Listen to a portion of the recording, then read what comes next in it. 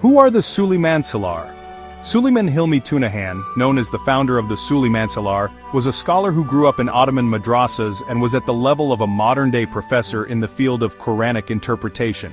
His lineage comes from Idris Effendi, who was from the pure lineage of our prophet. Sultan Fatih researched to become related to the prophet, and definitively married Idris Bey, who was clearly from the lineage of the prophet, to his sister, and appointed him as Tunahan. That's why their last name is Tunahan.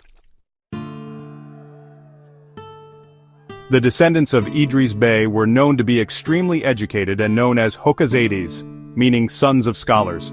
Süleyman Hilmi, worthy of his ancestors, graduated first in law school in addition to his Quranic interpretation studies, achieving first place in all his education. His life was so pure that miracles were seen even during his student days.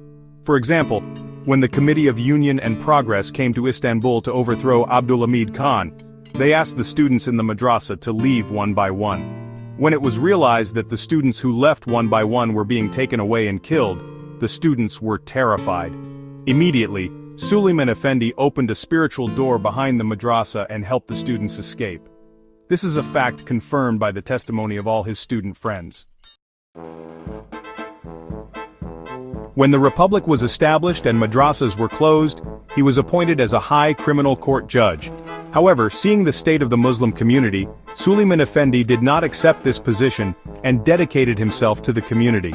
He taught his students the extremely valuable fiqh books that were taught in Ottoman madrasas, and to understand the fundamentals of faith and the Quran correctly, he taught his students the books of Molla Husrev and Molla Gurani, which were written by Fatih's teachers and needed to be learned.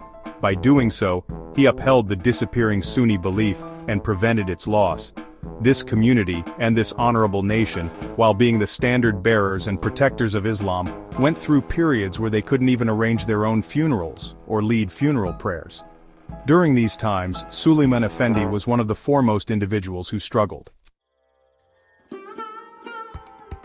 His followers too have not deviated an inch from the path started, because they have taken on the duty of teaching subjects like catechism, morphology, syntax, Mullah Jami, principles of Islamic jurisprudence, Quduri al-Sharif, letters and creed from the fundamental and untainted sources of Islam that he taught. They continue to raise people in the same way Islamic education was given in the Ottoman Empire. Since their students are trained by teaching these sources, there has been no deviation from the initial path. He himself even rejected the heavy criminal court presidency, focusing solely on the Quran and the Muslim community. His followers, taking him as an example in this regard, have stayed away from positions of power and engaged in the Quran and knowledge. In an environment where Islam is being emptied of its meaning, where people speak about religion like they talk about football, giving opinions without knowing, where a movement called deism has spread to most of society, where sectarian hatred has begun, where scholars are treated as enemies, where the prophet is almost considered a simple human, and his sayings are not respected, where Shia scholars from other countries who deny verses related to Aisha are giving lessons to the children of this Sunni community through international agreements and testing them on these lessons, where other sects, clearly fallen into disbelief, are added alongside the true sects in schools and taught to the children of the community, and where, when religious education is mentioned, it is said, don't go into these topics like worship, prayer, fasting, indicating that religious education is a cultural subject, thus making people forget religion and worship. In such an environment, there is a serious need for people who have learned and understood pure and true Islam from authentic sources. There is a serious need for people who have learned and understood pure and true Islam from authentic sources. I also want to touch upon this point. People who are enemies of saints have appeared. Yet, for Prophet Moses, the verse in the Quran says, "They found one of our servants to whom we had granted mercy from us and taught him knowledge from our own presence, Khidr." This speaks of Khidr. Khidr is not a prophet, he is a saint. The existence of saints is confirmed by the Quran. Also the verse says, "If you do not know, then ask those who know." This is the basis of the schools of thought, madhabs. There are those who oppose madhabs, asking if there were madhabs during the time of the Prophet. Of course, when the Prophet was present, there could not be a different path.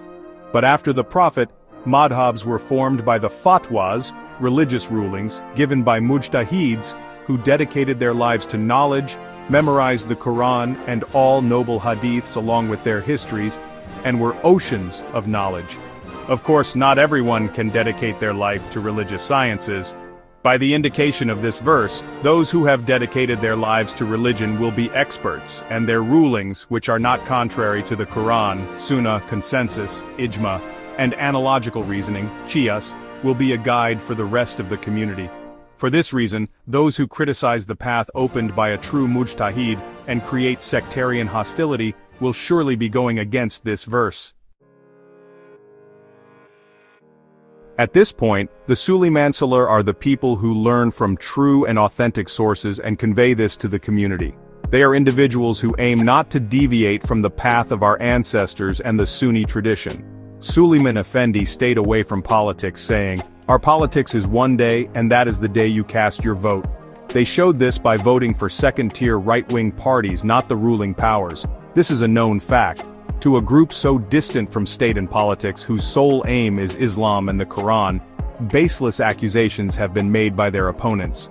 Just as everything valuable becomes a target, and a fruit-bearing tree is stoned, they also have many opponents. In this regard, it is necessary to remember the 8th verse of Surah Al-Ma'idah. O believers, always judge fairly for the sake of Allah, and do not let your hatred for a people prevent you from being just. Be just, for that is closer to righteousness.